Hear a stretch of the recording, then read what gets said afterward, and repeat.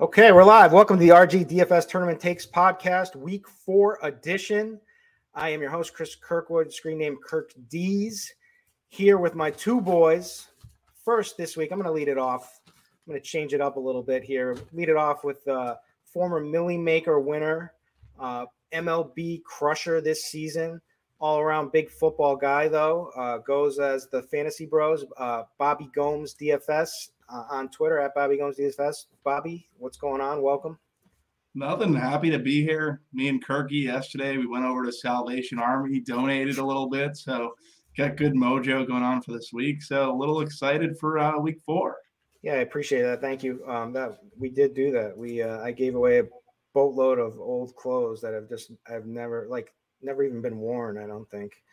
But they were happy to get it, but I'm hoping to get some good karma from that. But we'll let that come naturally. And the man, the myth, the legend, the man who started it all from a kid with a broom and a sweeping broom and a dream at the gym, sweeping the floors just to get in, then takes over the gym, becomes a big entrepreneur, multimillionaire, CrossFit owner, Zumba instructor, DFS crusher, one of the best GPP minds in DFS, one of the co-founders of you're one of them, of Run Pure Sports, RPS. My boy, JSU Rab, what's going on? Yeah, I've never done an actual Zumba class, but every time I hear you say it, it does make me laugh and go, what the hell is Zumba? I got to check that out sometime. So maybe I'll have to check out a Zumba class one day. But yeah, it's good to be back on the show. Interesting week 3 going into week 4. And honestly, too, we just had the Thursday night game, and I want to get the Tua takes out. I mean, Tua takes. I got a very strong take about him and what the heck happened on Sunday. But he was concussed on Sunday, right? Everyone agrees on that. 100%. And I was happy he came back out because I needed him. Yeah, no. See, sorry. The week before. The week before. Yes. The week before. Yeah, we're talking about Sunday. He gets hurt. They evaluate him. He comes back out for the second half, which I needed.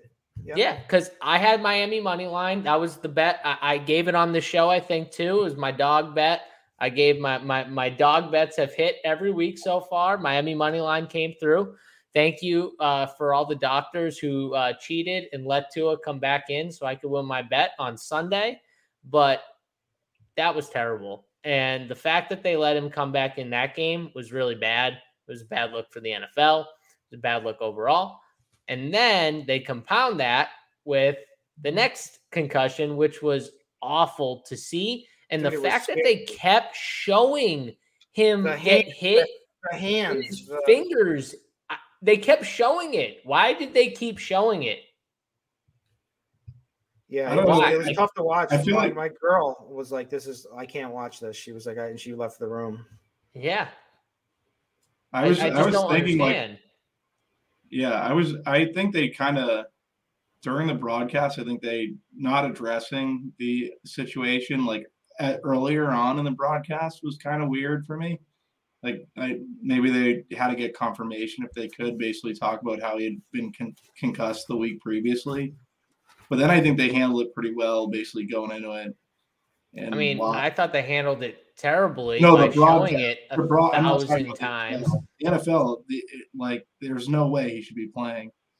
No, but I'm saying they kept showing the replay of him getting thrown down and then him with his fingers laying down. Bob, we didn't need to see that multiple times. Afterwards, I forget who hit on it, but someone kind of hit on it, the whole situation. So I don't know. In terms of showing it, yeah, I probably wouldn't have kept showing it. But yeah, I just don't understand. Yeah, it was terrible. But since you gave a winner, I'm going to give a winner real quick to start the show. Because I'm going to be right after this show, I'm going to be driving to New Hampshire to go to the beautiful state line, to the rest stop, pull over, and pump in a massive UFC bet for tomorrow. So everyone's going to be listening to this tomorrow. So this will still be a good bet before 4 p.m. Saturday. But the line is steaming up. I don't like the line. It's been going up. I should have hit it earlier, but I just haven't been able to get out there. But it's Mike Davis. This dude is electric. He's an animal on the feet, but he shouldn't need to be on the feet against this guy who's Borisov is a technical kickboxer.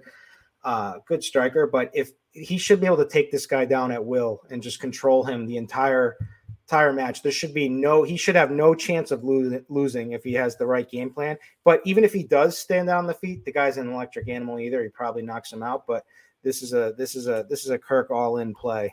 So we're going to drop the hammer tomorrow.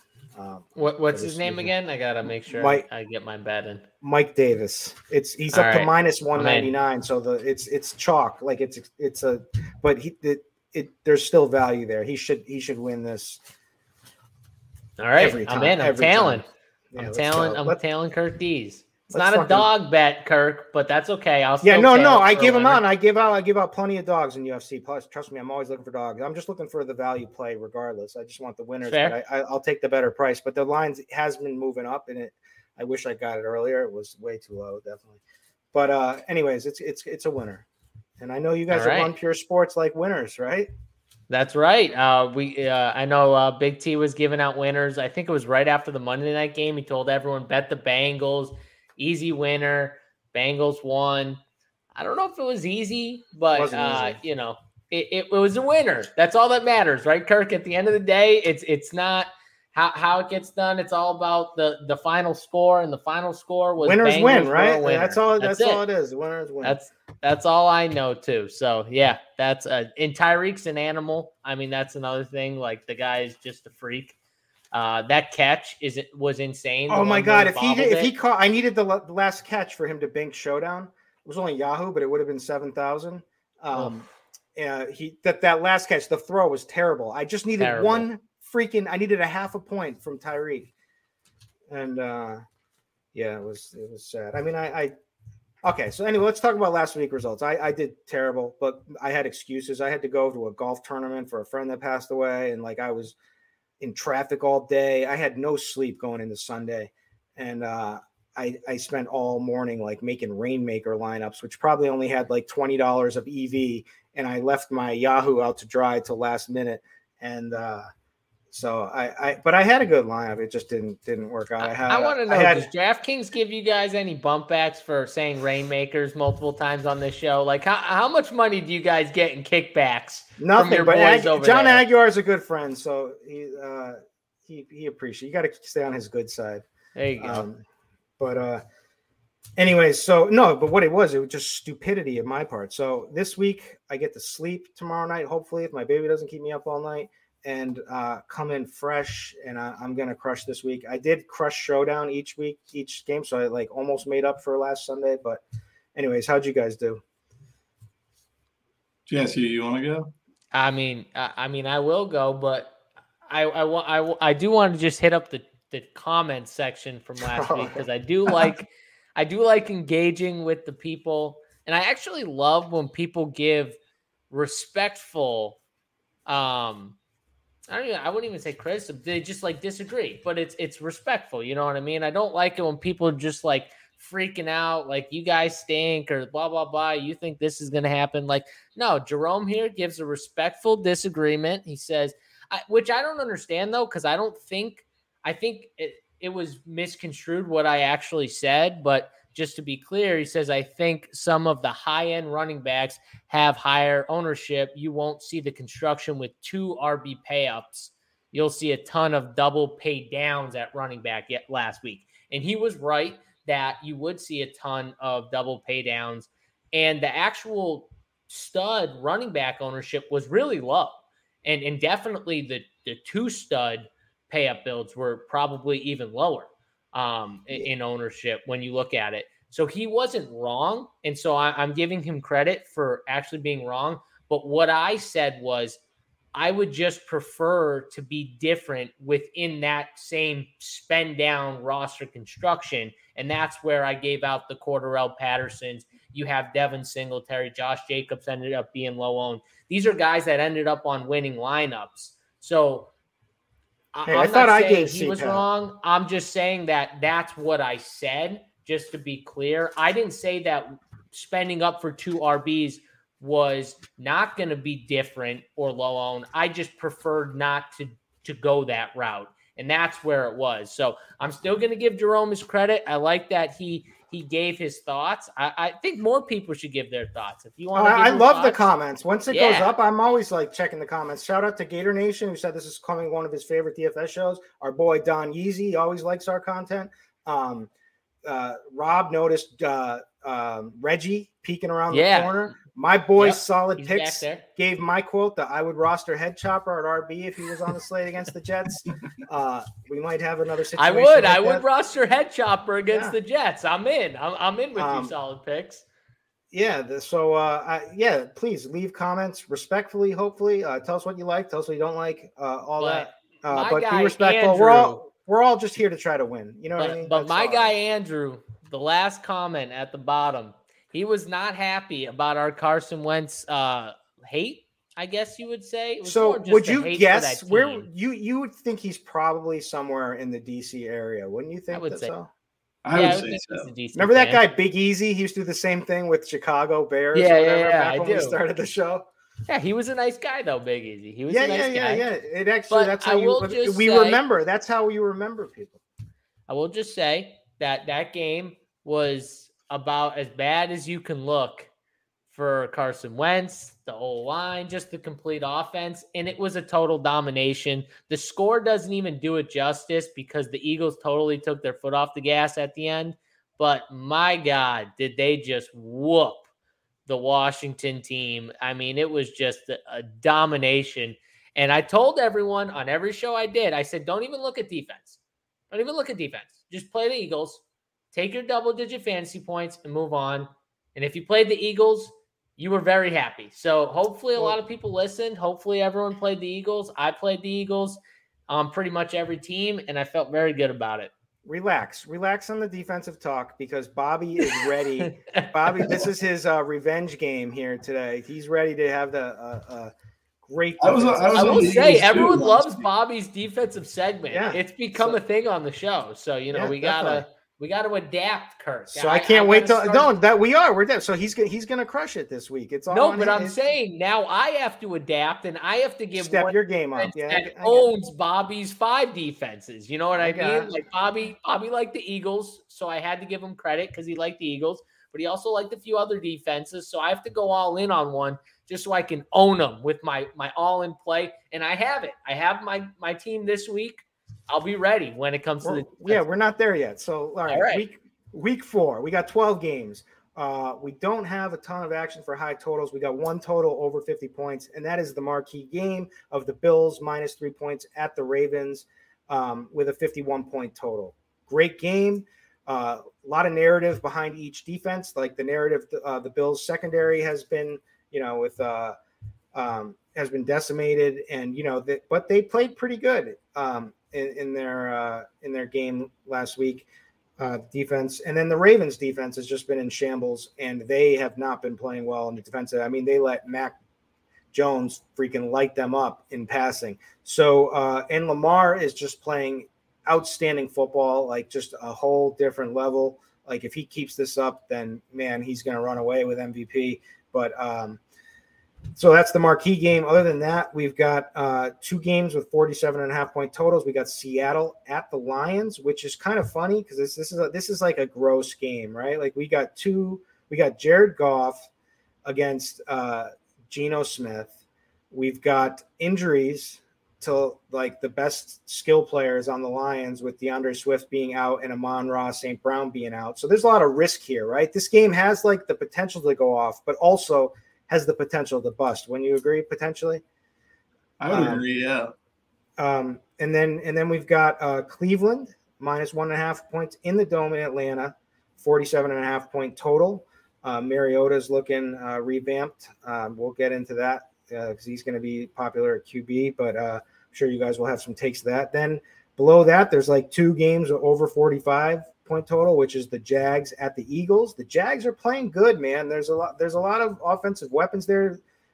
Their defense has been pretty good too against the run that they've been getting decimated versus the pass. Eagles have looked phenomenal on the offensive end and on the defensive end, but that looks like a good game. And then there's Denver at the Raiders, 45.5. Doesn't really look so good, but I guess there'll be some plays there. Denver coaching staff is just a bunch of donks, is what my take there. And then, man, I don't know. I can't stand watching Russell Wilson play anymore. I just can't stomach it anymore. But there. So what's the big slate overview, big picture to you, Bobby? How's this slate looking to you? Yeah, it's looking good. Not a lot of high totals. I think some of the chalk's really shaky. So I think there's good GPP pivots that we can kind of attack in terms of construction. So, yeah, looking forward to getting into the slate. JSU, what stands out to you? Yeah, I mean, I think the fact that we have a lot of running backs on this slate personally, where a lot of people are going to feel very comfortable with some of these guys. So it's going to be a different slate than last week, where I feel like everyone was more comfortable getting up to those stud wide receivers, and there was a ton of them too, where this week the stud wide receiver pool is trimmed because of some of the teams that are off the main slate. And the running back pool is a lot, I think, bigger, and we got a lot of guys that are thrusted into main role spots that are going to have high ownership. So you're going to have to figure out what you want to do with some of these guys, because I don't think you can fade all of them. So you got to just figure out who the best of them are and build accordingly. I would say too, like to people who played David Montgomery, if you played David Montgomery last week, like it wasn't a bad play because he got injured. He just got injured, and that's football. Like Khalil Herbert ran. Dude, he was going to crush. He was absolutely going to smash. I mean, when Khalil Herbert's running for 140 or 50 yards or whatever he had, like they were going to run all over that team. Like they were. I told you guys that offensive line was better. I mean, it just is. Like it's just the truth. So yeah, Montgomery was going to be a smash. There's no way. There's two sickening things in this world. I mean, he wasn't going to completely bust, is my point. Like he might not have smashed. He was going to smash. He was going to smash. I'm confident. He may have. Yeah, I'm just saying though. Maybe Herbert still steals like some points and stuff like that. My point is though, like that's just unfortunate. Like that's what it is. Football. The Lenny play was the bad play, and I think we were kind of on this show. We were more like. Yeah, we were like play Monty and Lenny. Lenny seems like the fade. That's how we were on the Lenny fade. Yeah. There's two sickening things in this world.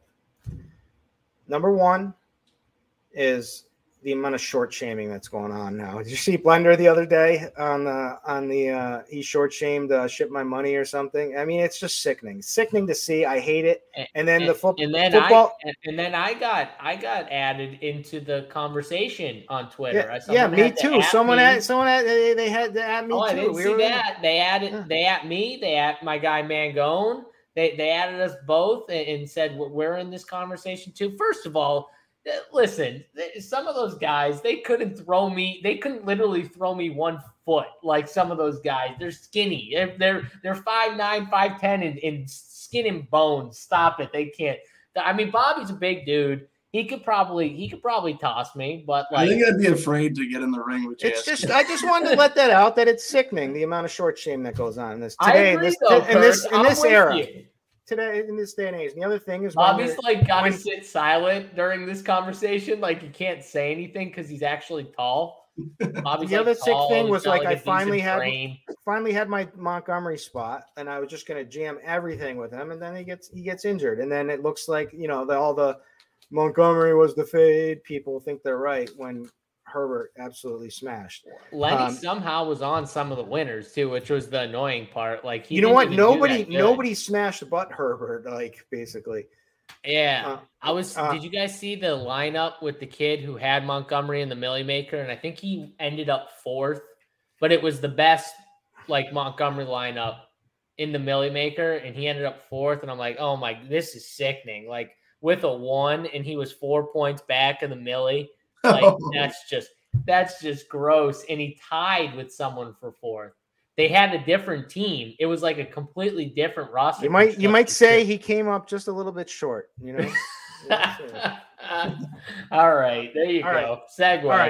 All right. So here we go. So first thing I do is I look at the Blitz most plays, which is crazy this week. It's the Jets in Pitt as the most plays. Like I wasn't expecting to see that in Derek Carty's Blitz. maybe things are updating. I don't know, maybe, but that's not their number one. Then the Chargers at Houston and Jacks at Philly. So those are the most plays, at least from according to the Blitz. But then I always correlate with Thorman's Snaps and Pace article over on Establish the Run, and he's got up and pace games, Jags at Eagles. So that game is starred by each of them, and then he's got the Bills Ravens, which I would have expected, and then Seattle and the Lions. So I don't know, maybe it's a good week for some of these blitz contrarian games, but we'll talk about it. But let's start it out. We're gonna start off with running back position. Then we're gonna go over to QBs and then wide receivers like we do. Normally we close it out at tight ends, but we don't do that anymore because we got defensive Bobby segment. So he's gonna break down the defenses. JSU is ready, I guess, as you said. So he'll have some too. I'm still gonna stay out of that one this week, but maybe next week I'll dip my toes into that fight for defense. But okay, so running backs. This is where the chalk is this week. So like quarterback, the interesting thing about the slate, quarterback, we have like the three really high-end plays, but they're priced very high, right? Like we got Josh Allen, Jalen Hurts, Lamar Jackson, all over 8K, 82, 83, and 8,400. So it's kind of tough to make good lineups with those guys. However, the value at running back is apparent because we've got Jamal Williams with DeAndre Swift out against the Seahawks in a game that people like to go off.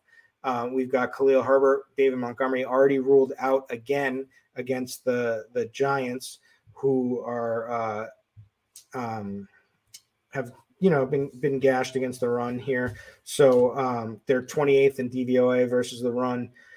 So we're going to talk about those plays. You got another guy, cheap guy that's who's played really well, but hasn't broken any slates or anything, but could be his week this week is Josh Jacobs. A tough matchup with Denver, it seems like. And then we got the high-end guys. We got Saquon, who's going to get a lot of ownership at 8K against Chicago. And that's pretty much because what we've been saying, it's just this guy just gets all the snaps. And the Giants have nobody anymore at receiver, right? So you would think that they would pepper him with targets. They don't always do it.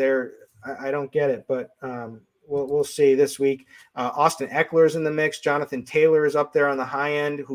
This should be the week that he probably goes off against Tennessee.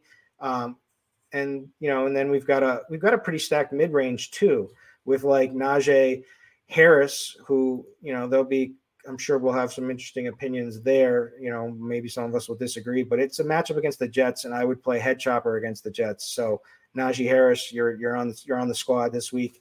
Javonte Williams, James Conner. I mean, there's a ton of plays here. So first of all, how are you guys handling Jamal and Herbert? And what are your favorite plays? Start with you, JSU.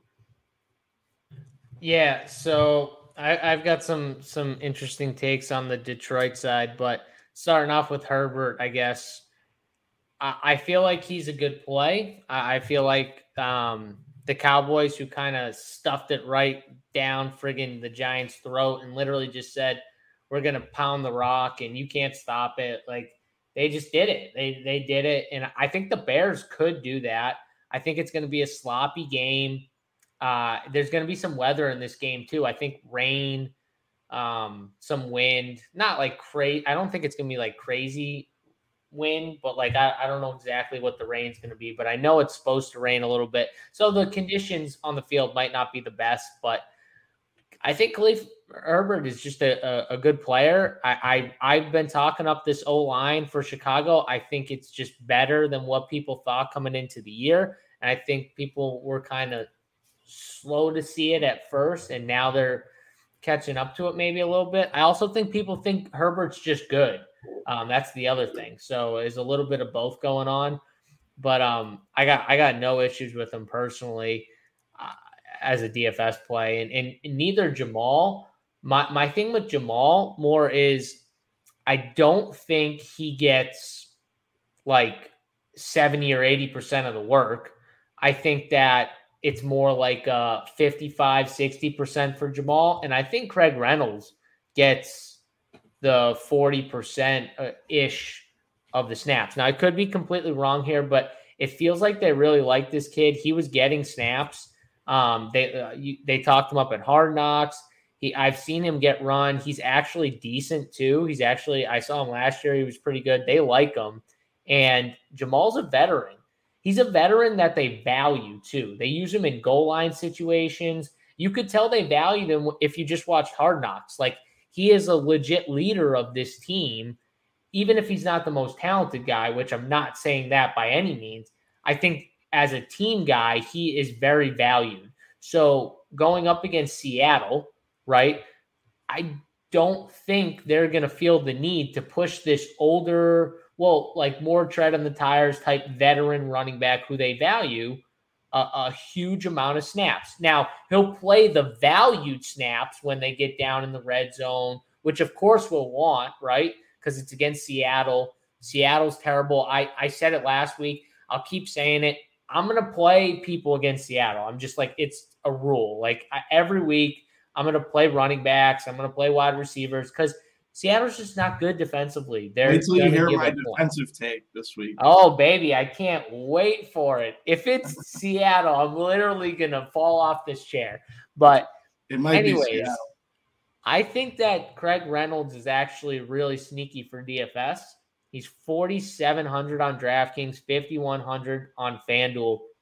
Now, if Detroit gets up in this game, I think it makes him even more comfortable about leading more carries to Jamal Williams. But I do think if you're fading Jamal, playing a leverage play like Craig Reynolds or playing the passing game, maybe stacking two wide receivers with Goff and fading the running game for the passing game, I think those are interesting ways to go. Now, I think Bobby might have a different way of leveraging if you're fading Jamal, but those are ways where you could get to a top of a Millie Maker format. So just try to think of ways to how you see that game going. If you're like me and you think that total didn't move, right? All those guys got ruled out and the total didn't move. Well, that's telling me the odds makers, the people think there's going to be points in this game. I agree. I think there's going to be points in this game. I don't think that just because Amon-Ra and Swift go out, there's not going to be. So there's going to be scoring. Where's the scoring come from? That's just the way I look at it. And I'm going to either try and get leverage with the backup running back, who I think plays more and is actually good too in Millie Maker formats, or the passing game, which you can get two cheap pass catchers with Jared Goff very easily. Yeah, that's interesting. So I just want to throw a couple of points there. So I think Craig Reynolds is actually good. He's not, people are going to learn about him this week. Not everybody knows about him, but he's talented. But the thing that I love about Jamal Williams is that he was already seeing about 90% of the work inside the 10, right? Like, so in all the high value touches down there, that's where they use him. They won't stop using him there. And, so and not only that, gets there, it's a big run, right, Kirk? Like, or it's volume. Like, he's not or getting there, stealing goal line touches is the point. Or like you said, the point where they blow him out and like they pull put the brakes on Jamal and let him just eat up a bunch of. I'm telling you, there's no way they want Jamal playing like a massive amount of snaps. But if this game's tight, I think there is the ceiling for him to have a massive workload in this game. I mean, I think he could play 60% of the snaps and still get a ceiling. He could easily have 2 touchdowns in this game. He was Green Bay's passing back, so it's not like he can't be used as like the passing back. I mean, he can do it all. And Seattle is also a great matchup. And it's also in the dome. Right. So there's a lot of good things. And especially there's a lot of weather concerns, because of the hurricane heading up the East Coast now all the way down. So there's a lot of rain potential in some of these games. So I think there's a lot of positives there for him. What do you think, Bobby? Yeah. So instead of Reynolds, I don't hate the Reynolds play. I think it's a good play for large field GPPs. I like Penny at 4,900. Detroit's run D is not great. I think it's a good pivot. I actually like Seattle D with it because you're getting so much congested ownership in this total on a Jared Goff. Like, Jared Goff's pretty much at the helm of this Lions offense right now. So I think there's question marks there. You're going to get Hawkins and Chalk. You're going to get, what's his name? Josh Reynolds and Josh Reynolds, Josh Reynolds has looked good. He's got the connection with Goff already. So there's like that safety there. Yeah, no, definitely. For me right now, I'm not planning on playing Jamal Williams. I think I'd play Herbert. I like Herbert. I think he's a good running back. The issue for Herbert, just like to play devil's advocate, the weather looks bad, like 15 to 20 mile an hour winds. This team, all they do is run the ball. So if the Giants want to stack the box, it could be a way that Herbert doesn't get there. JSU kind of hit on it. The O-line is pretty good for the Bears. So right now I'm on Herbert, but my fade would be Williams currently, and I like doing it with Penny. All right. What about these high end guys? What about like one more thing? Penny played 69% of the snaps last week. Just to be clear, I'm on Penny too. I'm on Penny too. I like Penny. I like the Penny call. I think he's a good play. I think he's a good play whether you play Jamal or not. Like I think he's just a fine play at 4,900. They're like the worst in the league versus the run. I'm pretty positive Detroit, right? Yeah, and again, if you see points from the Seattle side, like Bobby said, Tyler Lockett's going to be chalk. Like Tyler friggin' Lockett, like that's a way to get leverage on that. If you're not playing Tyler Lockett, like play Rashad Penny, play the run game.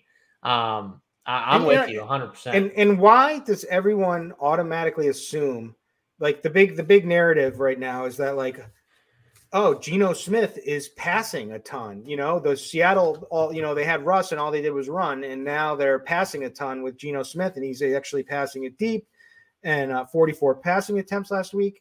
Like Pete Carroll dreams about the games where in a good rushing matchup where he can just pound his lead back, right? Like this is just because it's been a couple of weeks with Geno Smith. I mean, do we really believe that Geno Smith is going to open up this offense, or do we think that Pete Carroll's going to go back to what he knows best and just jam Rashad Penny in what's a very great matchup? I bet on the latter pretty much. And Homer's out too, so you're taking another back out of there that could steal usage from Penny. Penny's a really good play.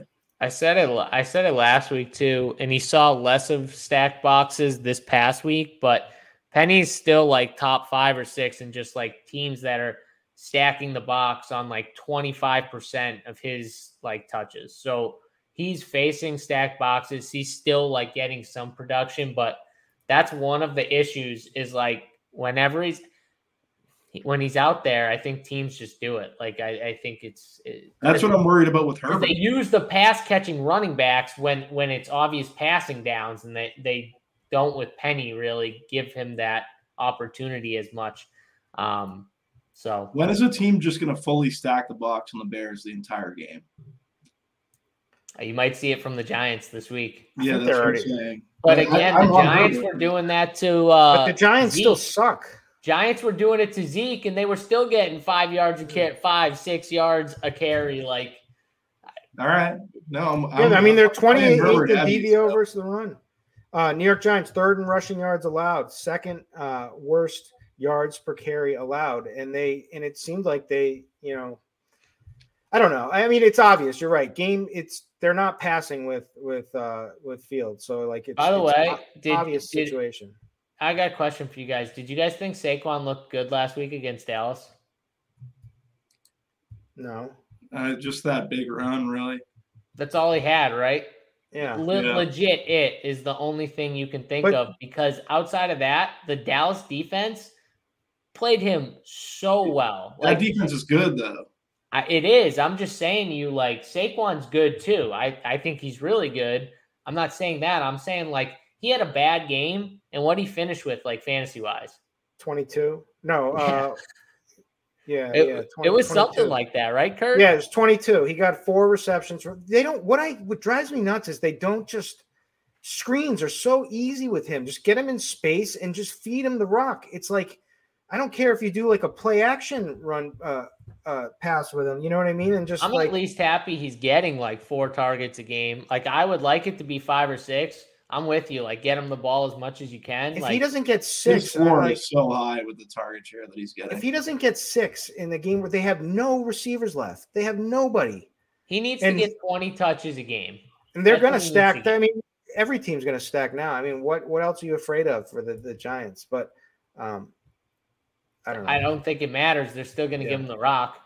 Yeah, that's what I'm saying. Like, it's when they're stacking the box and stuff in the run is when you just design some screens for them. It's like it shouldn't be this hard. All right.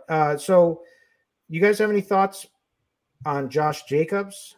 Because I know some people have been talking him up a little bit, and his ownership projection seems kind of high to me.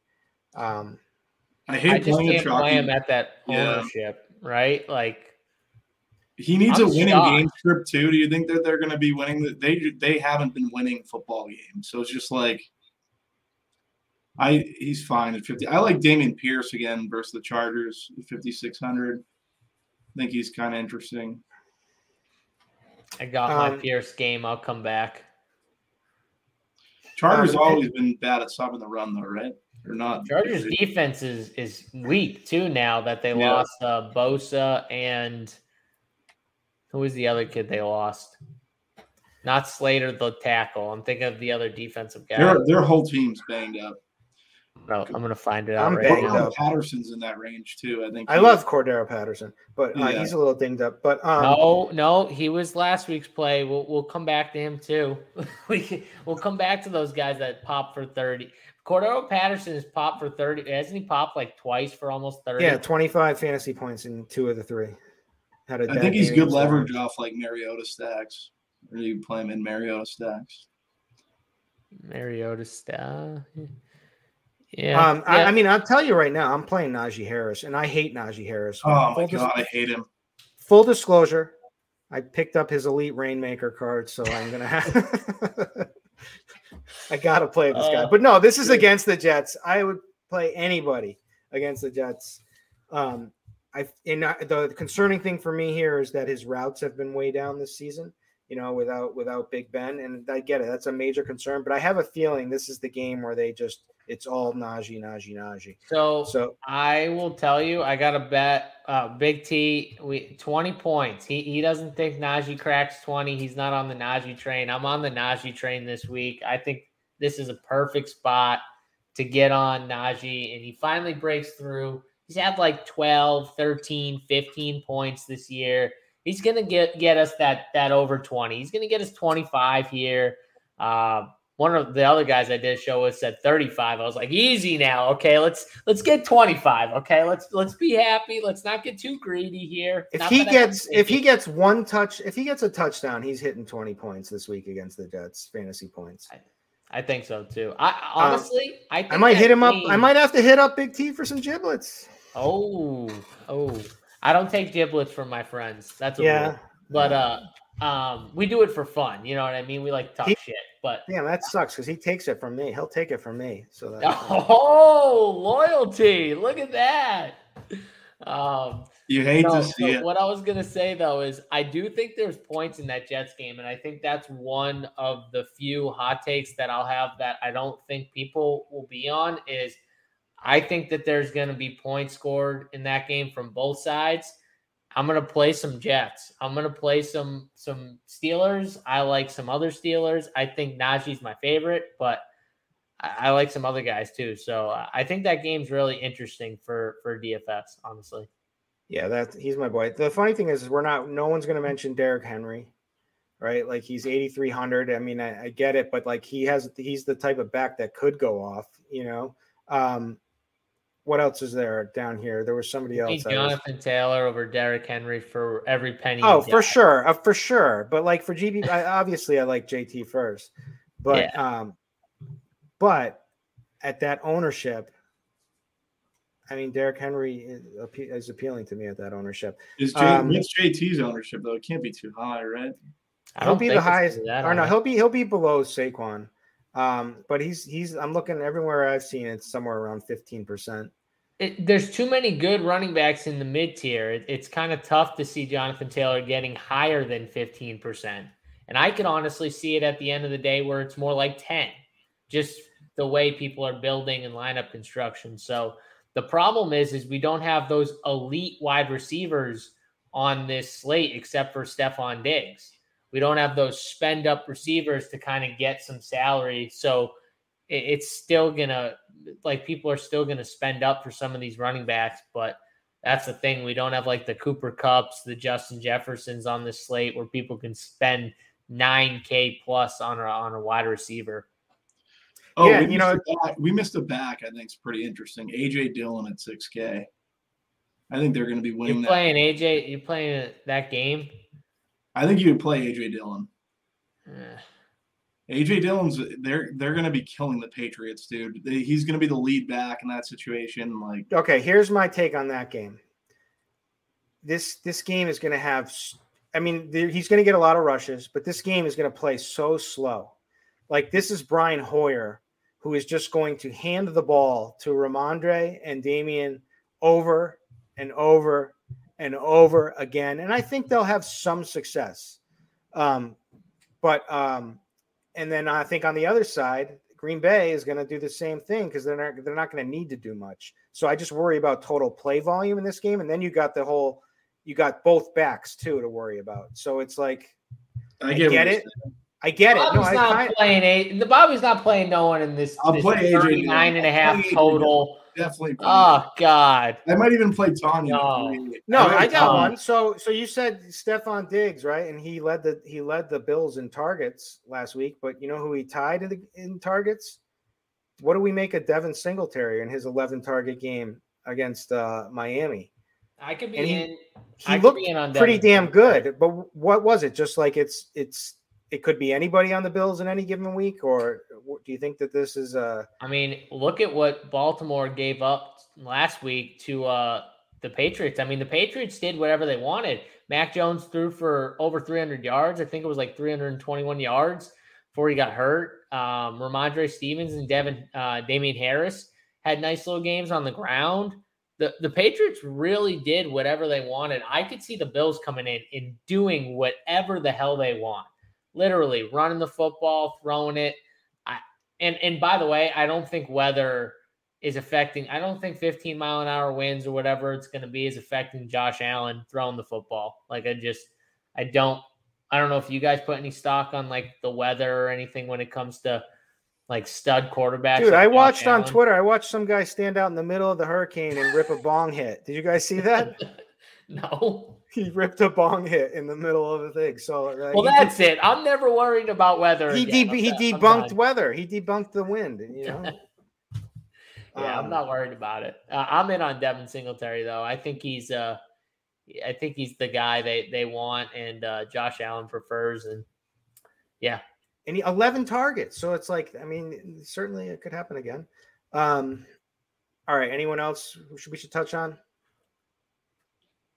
We hit on the majority, I think. Taylor is a great play. Austin Eckler probably going to see a usage bump. Oh, yeah. I mean, it's Houston. My issue is I just like Jonathan Taylor a little more. That's my issue, but I do too. I feel like Eckler's kind of, I don't know, you're taking Keenan Allen out. They might want to protect Herbert a little bit more, so they could lean on Eckler. But I would prefer Taylor also. I think that's a pretty good tournament game. Yeah, I do too. I feel like he's going to be the sharp one that people like get on late. He never does it. He never does. Yeah, he never does it. He got there in week 11 of last season against Pitt of all. And he had like a monster game, and it's like everyone could never forget it. He had a good season, but I don't know. All right, let's move it on over to quarterback. So, like I said, that we have the top guy. We got three of the strongest quarterbacks in the league. We got Josh Allen leading the way at Baltimore. Baltimore has just been gashed in the passing game. They let Mac Jones smoke them for. They allowed Joe Flacco over 300 yards of passing. Right, like that should tell you all you need to know. So Allen has had greater than 30 fantasy points in each game so far. Ravens had allowed the most passing yards so far. Baltimore, second most fantasy points allowed to the QB position. So, I mean, it's just an easy play here with Josh Allen, easy correlation play with Diggs. But like we said, there's like ways to get difference in this game. Obviously, there's Gabe Davis. There's, you could play Devin Singletary by himself as kind of like a leverage spot from the round, but he got 11 targets. So, I mean, you could play. That could be a cheap option with Josh Allen this week, because it's hard to make Diggs work with like getting a really strong overall lineup. Although we don't have to really pay much at tight end this week, I don't think, unless we're going to Mark Andrews. But other than that, Jalen Hurts has looked amazing. He's now the second in MVP odds on the season. There against Jacksonville, he's had 12 plus carries per game. So like not only has he been a phenomenal passer, he's actually been Pro Football Focus's highest rated passer this season. But 12 plus carries a game. I mean, the ceiling is there. Jacksonville has been really good at stuffing the run, but they've been a lot more susceptible to passing. Devontae Smith has finally had a big game, broke out, right? Like just showed they have legit weapons in Philadelphia now. So this is an offense that's humming. It makes a lot of sense.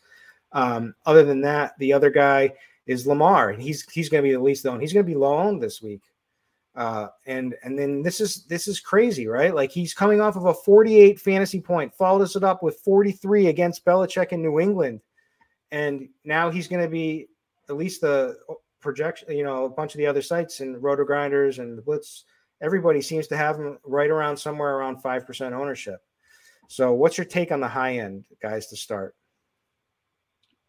Yeah. So for me, obviously Allen and Lamar are very good plays. My one concern with Lamar is they're facing they're facing more zone with the Bills and the previous two teams he's kind of went off on. They all play man coverage. My favorite tournament plays up there are probably Hurts and Herbert. Because I don't think Hurts is gonna. What's Hurts? Oh, Hurts is getting ownership around 10%, but his pieces likely won't. And then Herbert, I think he's a little bit more healthy than people realize.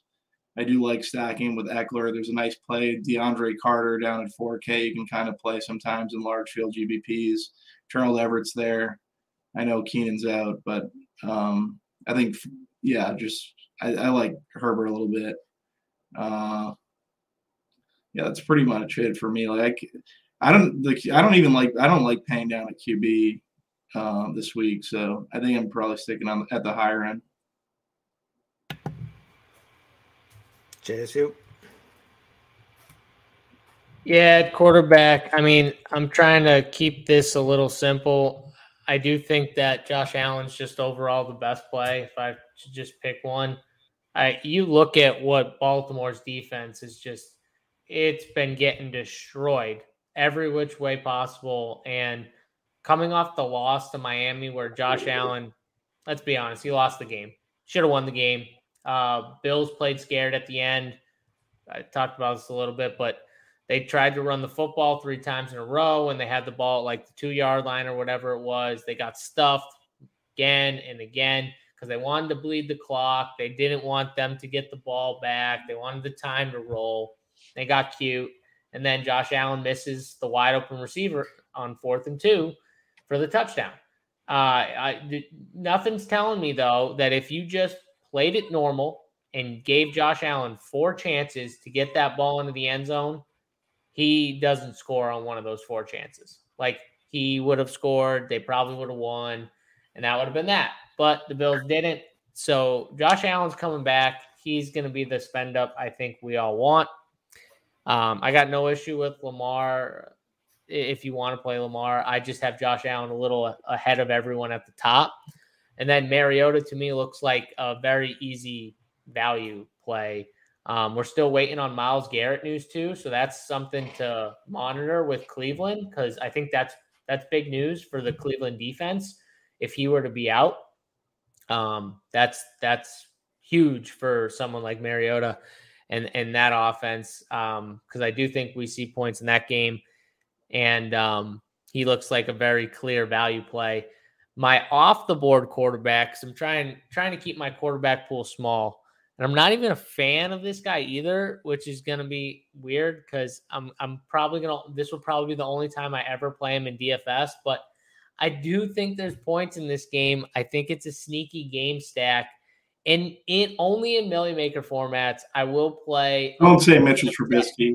Zach Wilson at 5,200. Everyone's gonna think Geno Smith is like because he did it last week. He's like the sneaky spend down in that game because that's the game that people want to stack.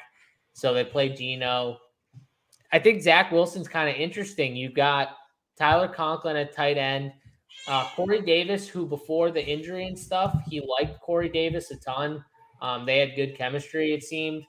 Elijah Moore's cheap. Breece Hall is starting to look like he's the back you might want in New York.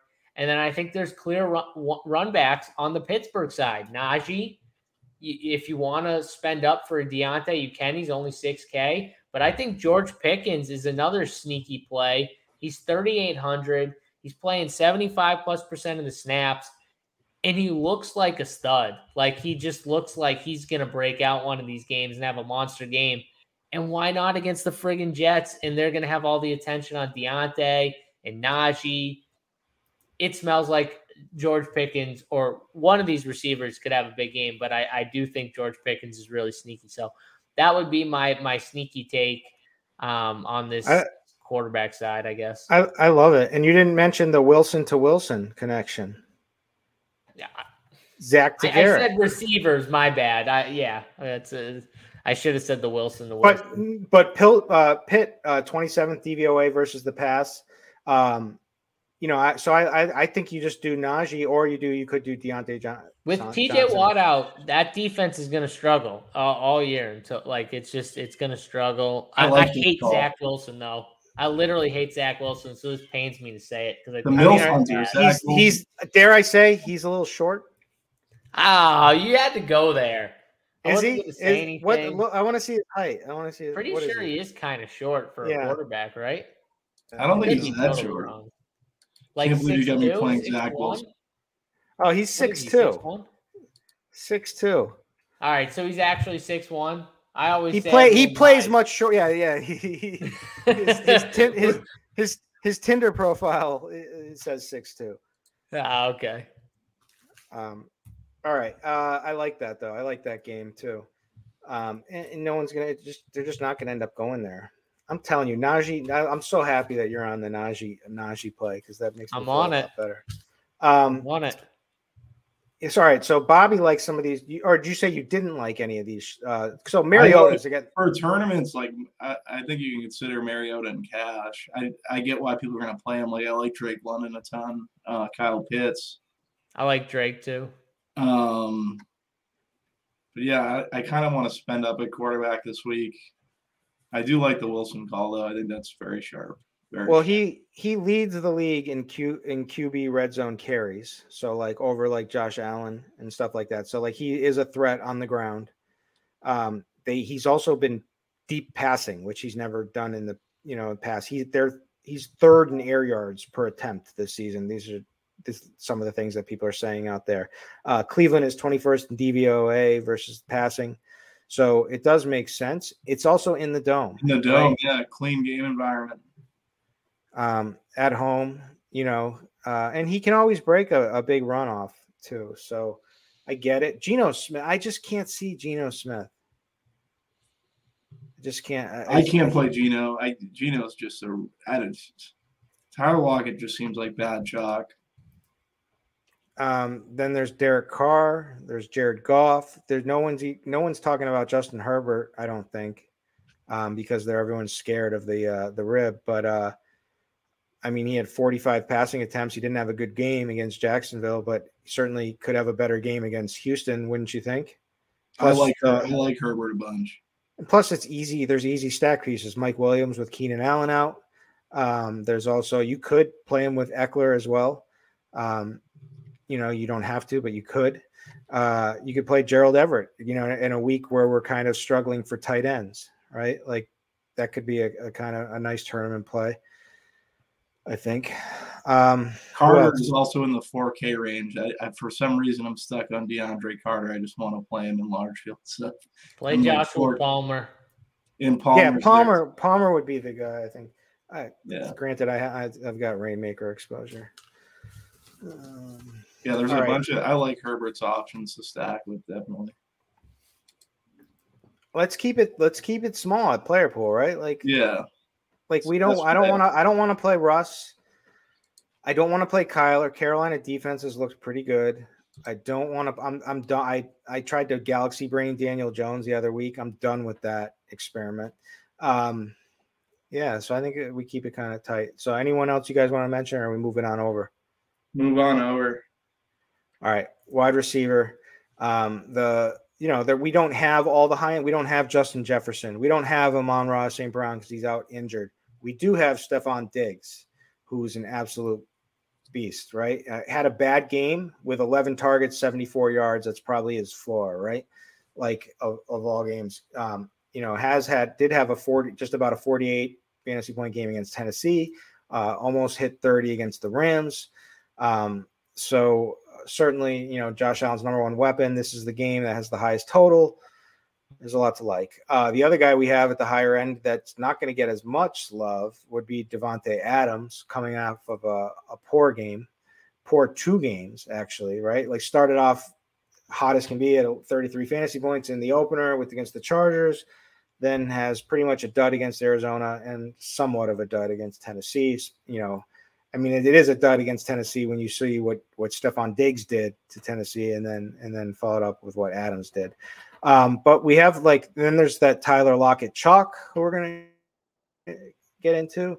I don't like it. I'm with you, Bobby. There's Deontay Johnson, who's just, it's a number 1 wide receiver against the Jets. I like Najee personally, and I'll probably go there, but Deontay could get peppered, and obviously his upside. There's Drake London, AJ Brown, a guy. I'm just going to throw the last one guy out there that I really like before we talk about our boy. We all liked this play. We all liked Mac Hollins last week. I'm sure we didn't expect him to go for 33 fantasy points, and was he the number 1 wide receiver last week? I think so. He wasn't one. He was like 2 or 3. It was a low scoring slate. It was like everyone busted, and then Mac Hollins nukes. And then I like Amari Cooper against Atlanta. It's kind of tough to run on Atlanta, but you can certainly pass on them.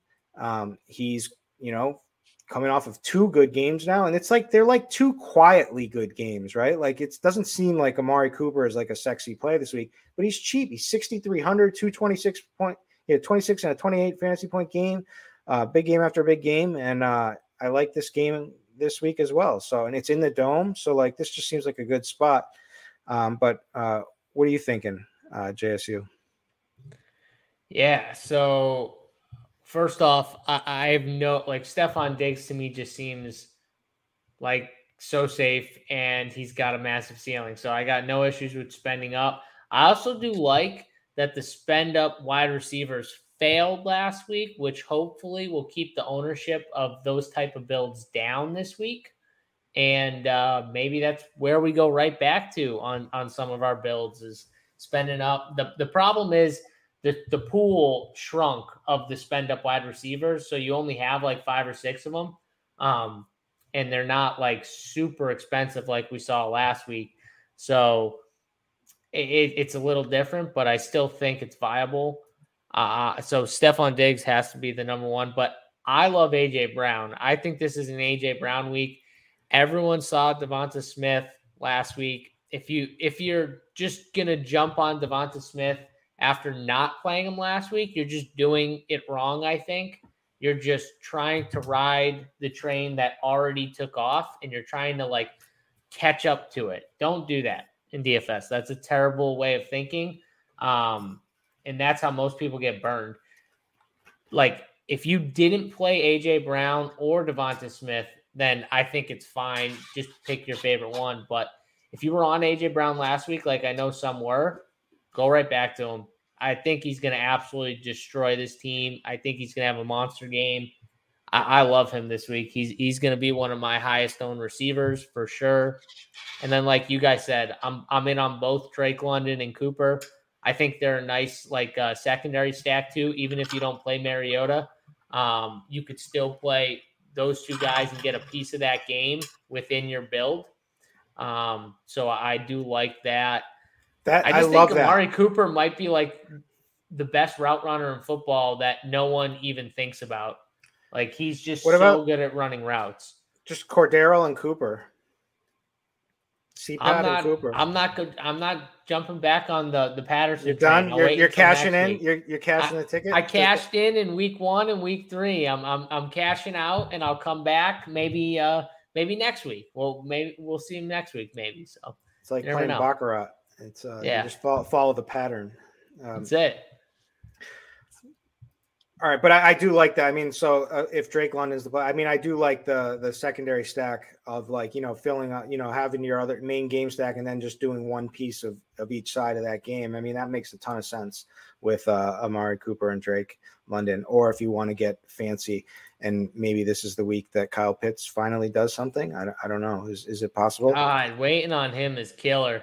Like it is absolutely killer. I thought it was going to be last week. He should have had way more than what he ended with. Like and he had a pretty good game. I mean, 13 fantasy points looks like a 50 for him. No, but there was some missed opportunity for some plays that he could have almost had. That would have been 8 targets, 87 yards. I think that's a pretty damn good sign. No, it is. And they forced him the ball early. I don't know if you watched the game, but like early, he got like 4 or 5 of those targets, I think. Yep. All right. What do you got, Bobby? I'm with him on AJ Brown. I have a lot of AJ Brown. Diggs the clear and obvious best receiver play, but AJ Brown's the pivot for me. Christian Kirk, I think, is an interesting run back in that game. I think both teams are going to pass quite a bit. So definitely like that game stack. Yeah. CD Lamb, I feel like he's going to get lost in translation. I feel like he can play CD again. They don't really have any other pass catchers. Brandon Cooks, I know people actually played Brandon Cooks last week. I could not play him in that weather. I think he's in a good spot here, a good run back in the Chargers game, and he's right in that Lockett range. Curtis Samuel's just been getting peppered. I'm not going to play Curtis Samuel. He's up to 5,700, but he's getting a lot of targets for PPR. It works, right? JSU hit on all the Jets receivers, Garrett Wilson, Elijah. The chalky receivers like Josh Reynolds, Matt Collins, Richie James are going to be extremely chalky. They're all in that 4K range. I think an interesting pivot there is Duvernay.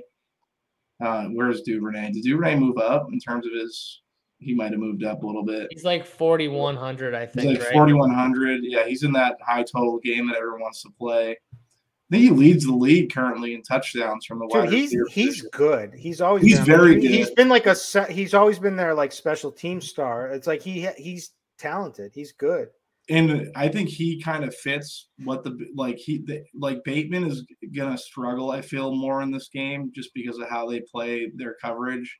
And I think Duvernay kind of will be able to run his routes and get open on zone. So that's why I kind of like Duvernay a little bit. Yeah, that's pretty much it. I don't know. Nothing really. I guess Cortland Sutton's kind of I feel like he's in play also. But yeah, that's pretty much it for at the wide receiver position for me.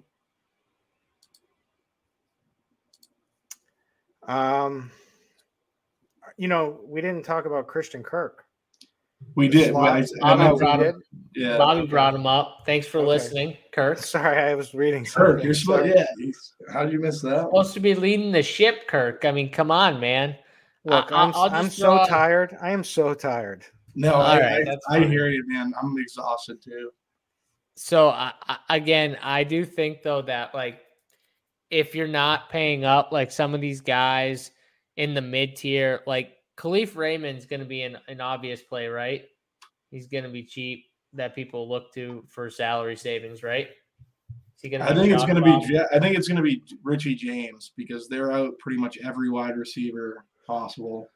Oh, good. So you're saying Khalif Raymond's going to be lower owned? Yeah, he's going to be.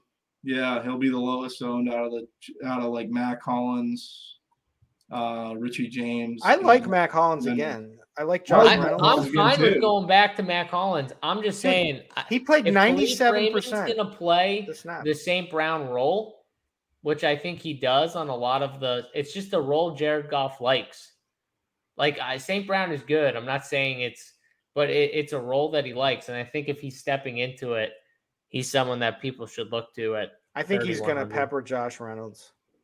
I like Josh Reynolds too. I'm fine. Those are the two guys I like. So I'm good with it. I like it. All right. And any other? Keep it nice and tight this week. I'm keeping it pretty tight this week. So yeah, I will say I also think it's a 3 running back week. Yeah, that mid range is pretty good, but the mid range is pretty good in wide receiver too. No, you said it was paying up at wide receiver was differentiated this week. You like 3 running backs now in tournaments? No, I'm saying that I agree with you that 3 paying up for wide receiver will be different because it just busted. I'm saying though that 3 running back construction is going to be my favorite, preferred, optimal build. Yeah. I still agree though that the paying up for receiver build, I could pay down for 3 running backs, Bobby, and still make. I'm thinking the same thing. So. And still make the stud receiver build work. So I'm not saying I wouldn't build that type of build with. You're just thinking about your Jets build, and you can get Taylor and Caffrey. That's the Millie Maker build, Bob. We're trying not to give away the whole damn thing on the show. Yeah, I already gave away 3/4 of the team. I can't wait to play it. I might just max it. Once I give my defensive take, that'll be another team I give away. So it's going to be the wrong defense if it's not the Seahawks. Oh God, no. Don't play the Seahawks. I'm on the Seahawks. I'm trying to help you out. 2,300. When they get you -1, let me know. All right, tight end. It's we've got one high end strong play, Mark Andrews, but Buffalo always has been very good against tight ends. But does that matter when it's Lamar's number 1 weapon, 2 massive games in a row?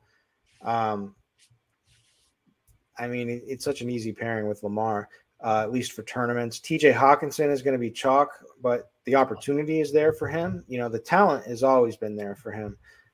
Just hasn't had the opportunity, but without Amon-Ra St. Brown, it just makes a lot of sense. Also without Swift. So are we really playing TJ Hawkinson chalk in tournaments?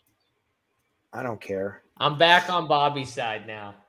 I don't really care. With the defensive take. I know you were just breaking down the correct play. Like he's the correct play. He's going to be the cash game tight end, but I don't know if I'll play him or not. But the thing is I don't like anybody really. I guess Goddard, Robert Tonyan, Kyle Pitts. It's kind of gross. Darren Waller maybe kind of sticks out to me. Waller, I think Foster Moreau's out. So Waller is. Yeah, Foster Moreau's out. So I think Waller's not like it really matters a ton. I think Waller's a good play anyway. He's gonna be 5% owned. I like Goddard a bunch. If he can catch a friggin' ball, he'd be great. How many touchdowns has he dropped this year? Seriously, I remember 2 in the first game. How many touchdowns has this dude dropped? Who, Waller? Yeah, or missed. How many times I don't usually play him, so. Yeah, he's been rough this year.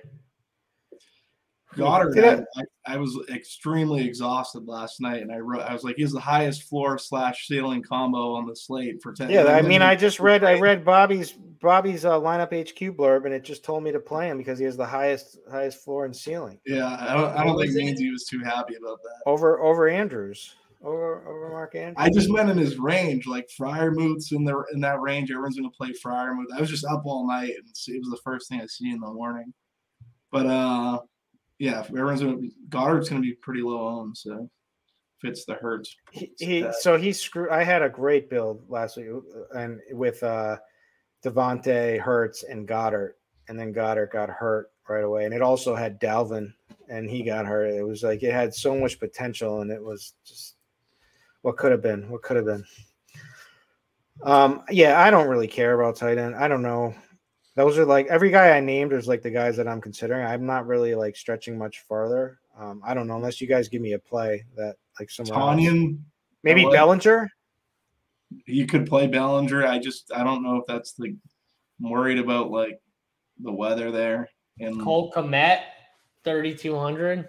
You guys don't like Tanyan, really? I mean, the problem with Cole Kmet is the target ceiling is literally 13 if he got every single target from Justin Fields. So I think if we're looking at cheap dudes not named TJ Hawkinson, Njoku and Tyler Conklin are two of the better tight ends. What about Logan Thomas? He's okay. Yeah, I don't mind him.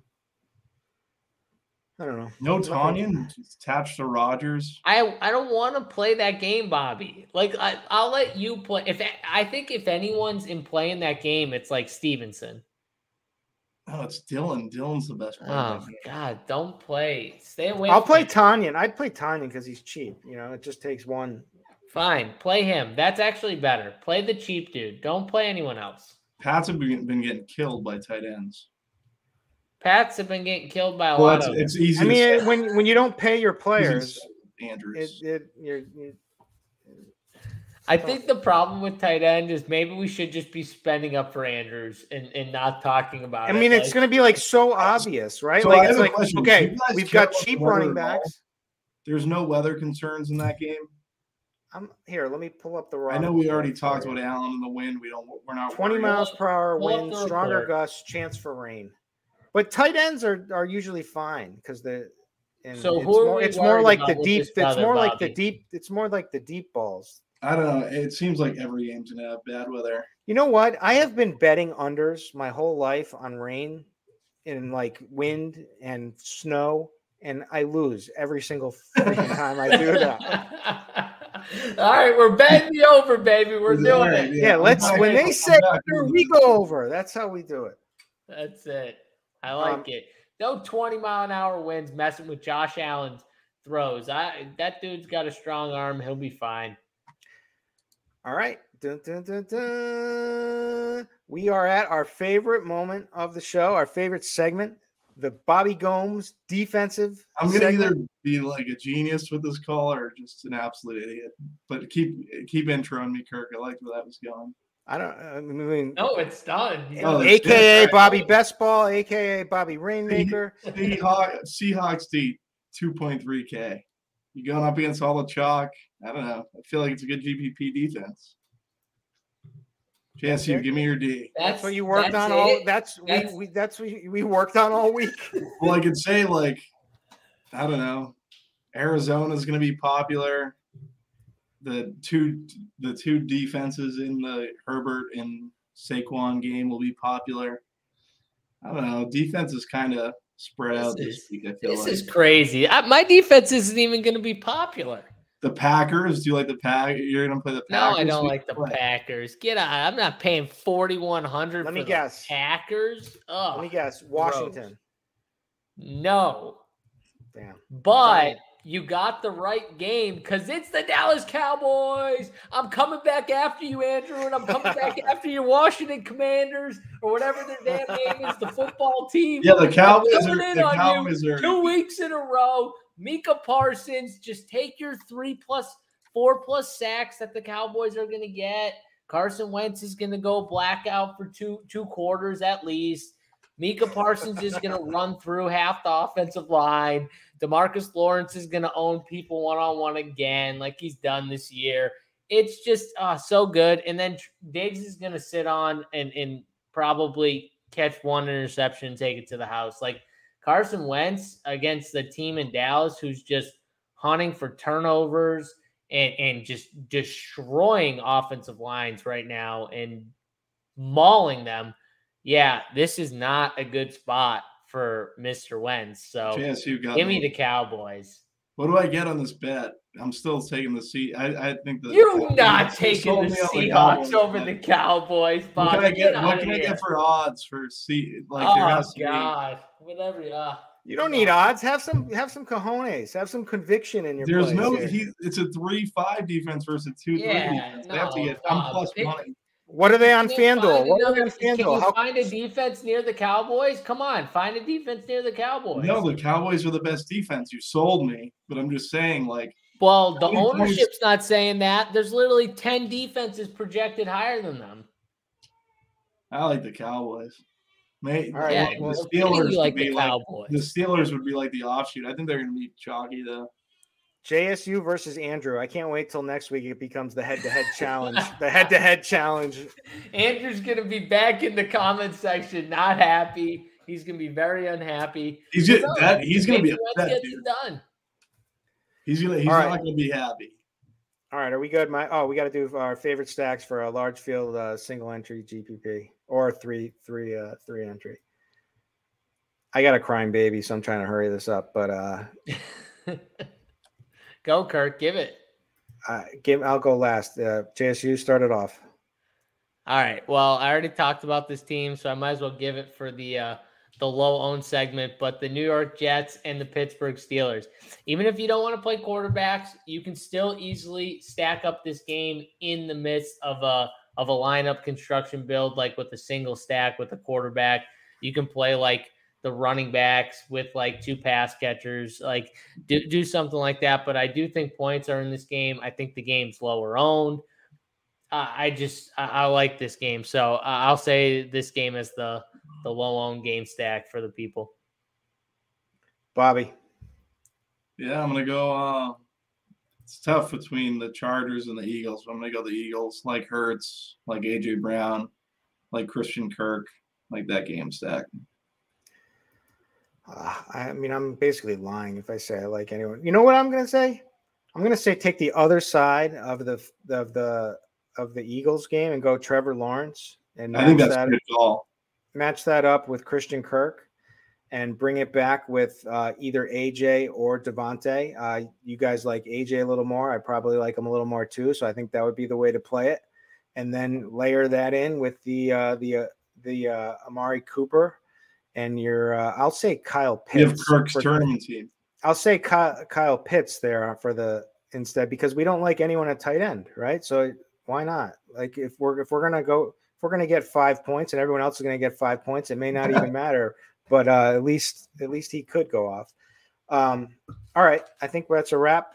Andrew, good luck with Washington against the Cowboys. Should be a fun one. Thank you everybody for listening. Thank you JSU for joining us. Everyone, check out Run Pure Sports. Check out RotoGrinders if you aren't in. Check out Bobby and my Grinders live show Sunday morning for our final thoughts for NFL heading into the slate. JSU, anything else to add? Yeah, no, if you like my content, head on over Run Pure Sports. I do an Up to Lock show Sunday morning, 11:30 Eastern time. I get on with my guy Holden and Dunkel, and we'll take you all the way up to lock, answer all the questions you guys got, talk about any final news that drops or just kind of strategy or whatever, but take everyone's questions and 2v2s, whatever it is, we answer them. And yeah, we have a fun time. And I got my full player pool up. If you're into MME or whatever, you want to check out like who I'm on, every position laid out. And then my favorite games to target, cheap, millie dart throws, like cheap dudes who you can take shots on in millie maker formats. And then I got my core plays all set up on my player pool page on the site. So become a member, check it out over at Run Pure Sports. All right. 30 seconds less next week. Okay. When we do that. No, I'm going to go a minute over now that you said it. I'm going to go into like everyone else and what they do too. Don't forget the Mike Davis UFC winner. Thank you. I like that. I'm going to, are you picking up to go to New Hampshire? Hammer. If you want to take that, it's a boring drive. Yeah, why not? Grab a coffee and hit the road. What time? Yeah, I'll hit you up. This has been the RG tournament, RG collaboration with Run Pure Sports Tournament Takes podcast, week 4 edition, and we will catch you next week.